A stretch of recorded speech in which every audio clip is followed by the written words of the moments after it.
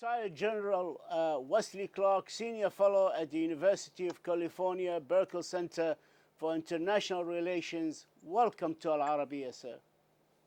Thank you. On Syria, how do you see Russia's role in Syria playing out? Russia wants to control Syria's oil resources. And this is their aim. So he's going to stay in Syria. He's going to work with Assad, even though it's annoying to do so. He's going to try to balance a relationship with Turkey. He's going to balance a relationship with Israel.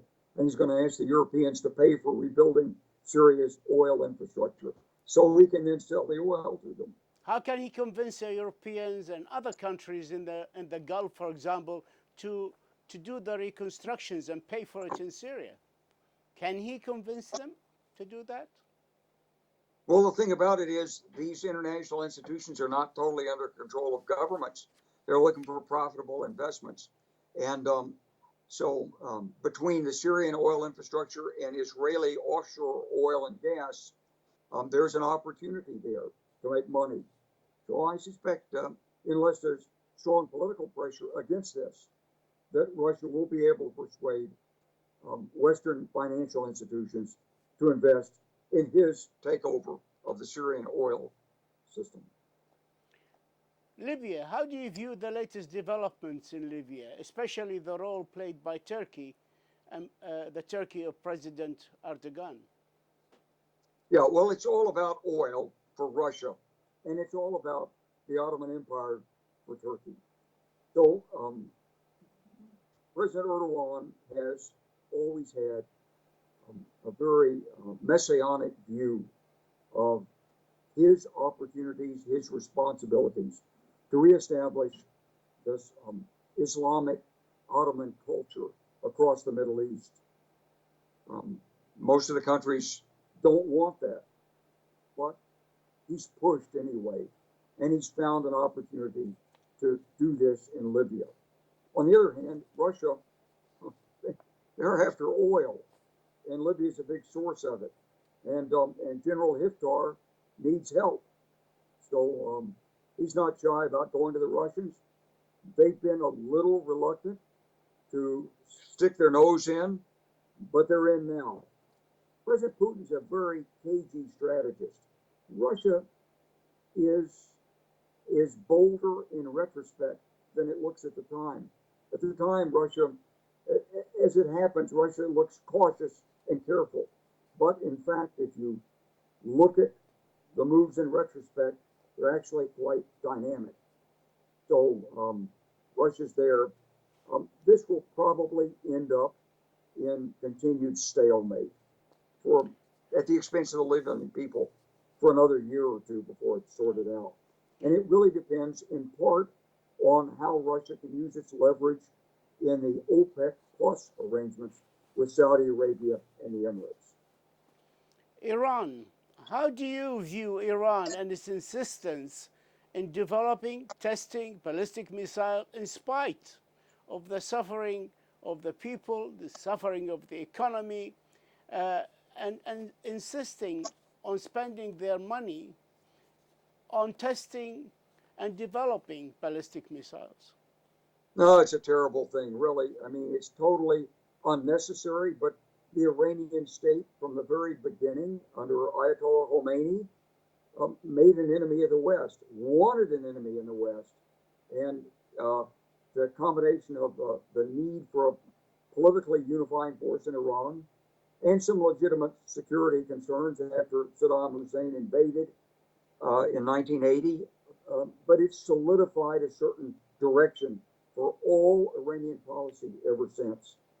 And President Obama tried to deflect this, but he wasn't successful, in part because he didn't have the full backing of the Republican Congress, but in part because Iran needs an enemy. That government in Iran it's a highly authoritarian government, and it uses fear and an external enemy as a way of extracting resources from the people. So the Iranian people, they get it, but when you have a government that's that powerful, you may have some uprisings, as there were in 2009, but they're not capable of really changing the direction of the regime. And so, unfortunately, now Iran's en route to becoming a failed state. The only thing that's going to save Iran right now is investment from China and Russia. And Russia's careful because it doesn't want to get too deeply involved with Iran because it's still working the Saudi and Turk connection. And China, they're working with Saudi Arabia right now. So the Iranian regime is they're a tough bunch of customers. They're smart. They're really tough negotiators. They're not afraid, and they don't care too much about the immiseration of the Iranian people. They have their mindset on a more distant vision, which is a restored glory of the Persian Empire of the past, built around Shia fundamentalism. So, what is the, in your expert opinion, the best way to deal with Iran, with its revolutionary guards, and its continuous meddling in the Middle East affairs in the country, the neighboring country, and I can give you examples of Iraq, Lebanon, Syria, Yemen. What shall we do Yeah, about them? I mean, what can the world community do about it? you've got to push back against it. You've got to work against it at multiple levels: the intelligence collection, the special agents, the business outreach, the sanctions, um, blocking military adventurism, and it's just some problems you have to live with. This one is a problem that's going to have to be lived with for another decade or so. The JCPOA, the nuclear agreement enshrined by Resolution 2231 by the Security Council, and one of its articles would allow for the lifting of the arms embargo on Iran in October of this year. The US, with its close allies, wants to stop this from happening. They are determined to, actually. President Hassan Rouhani warned of a crushing response if the US goes ahead with this proposal. How do you see this issue developing? You know, I see this as just another crisis point that serves the political interests of various parties. Nobody in the United States wants to see Iran rearmed. So if Iran protests against continuation of the arms embargo, hey, that's a political boost if you're in American politics. Yeah, let them protest. That shows we're grinding them, we're hurting them. So good on us. If you're in Iran, protesting helps strengthen the regime's sense of being under assault from all directions. But So would it lead to politics, the withdrawal of Iran but from the nuclear agreement?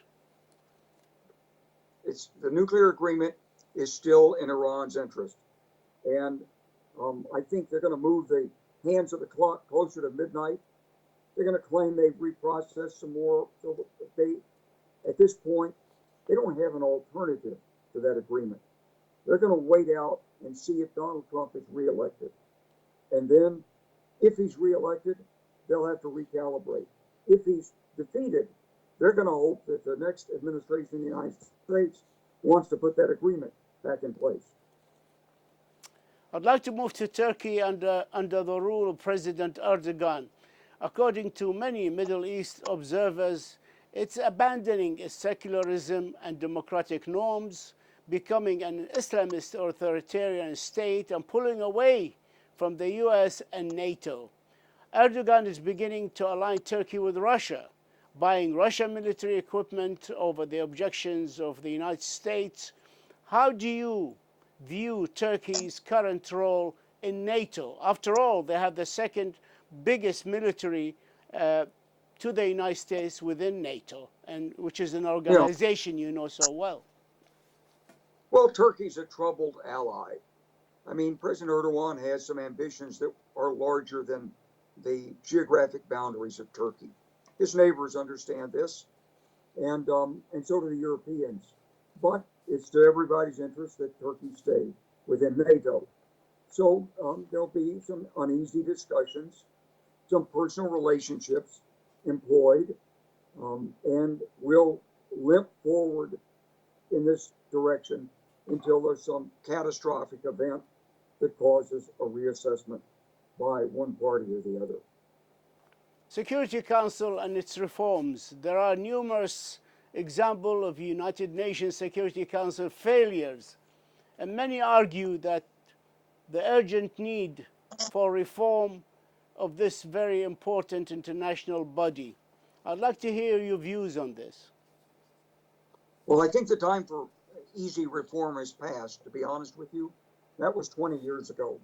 It was clear that India, Brazil, other countries needed an elevated role in the Security Council. But now all of these institutions are under attack. They're under attack internationally because China, in particular, doesn't really accept the rule of law internationally. They see it differently. Russia wants a 19th century balance of power system. They don't accept it. And they've become increasingly powerful. And the United States, under President Trump, is pulling back. So, for all these reasons, reform of the United States and the United Nations at this point might be viewed as a weakness of the institution and further damaging. I think before we can get realistic reform, what we need is re-strengthening, re-engagement by the United States in the United Nations and recommitment of the American people to international institutions. If you have a crystal ball concerning the U.S. elections, No crystal ball. No, no. Look, I've been involved in this. I ran for president in 2003. I know how it works. It's highly unpredictable. Anybody who tells you they can forecast the outcome right now, is lying to that's me. wrong. It's You lying to me. cannot be certain. And unlike, let's say, the 2004 election, which I was participating in the run-up to, there's a lot of foreign interference in this election. So, got Russian trolls, maybe North Koreans, maybe Chinese, certainly Iranians would like to use the internet to screw things up. So it's going to be a very challenging election environment. And on top of that, we have the potential problem of COVID and getting to the polls. And maybe there's a second wave of COVID coming in the autumn. We just don't know. A lot of things are difficult to predict. So I wouldn't predict the outcome of this election. Thank you, sir. Retired General Wesley Clark, Senior Fellow at the University of California, Berkeley Center for International Relations. We thank you, and we thank you for this insight and for the time you afforded us, and we could speak to you for another hour. But thank you, sir, and good luck. Thank you. Thank you very much.